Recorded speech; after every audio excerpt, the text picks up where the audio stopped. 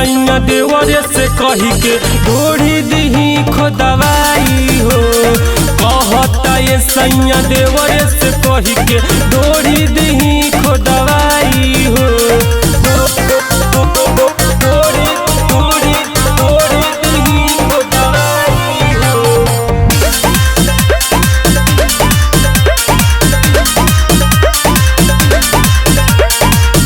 गवना करा के सैया गैला तू भुलाई हो।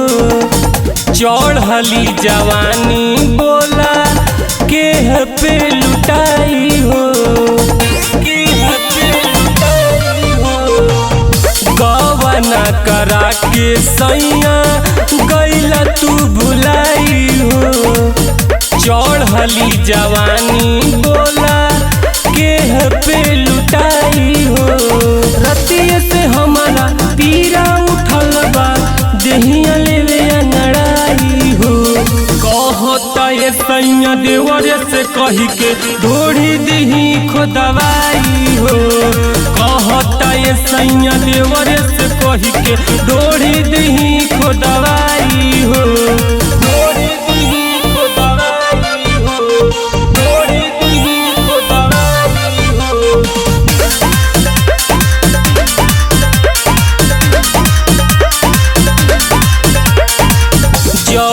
जब मन करे फोन तो के करीला तू ही राजा हमर फीलिंग नहीं बुझेला।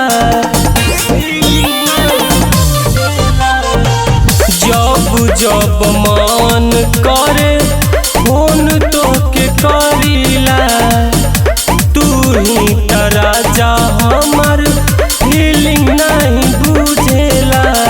अर्जुन मानी से आपस में सुना करेल रोज लड़ाई हो। कहता ये सैया देवरे से कही के ढोड़ी दही खोदवाई हो।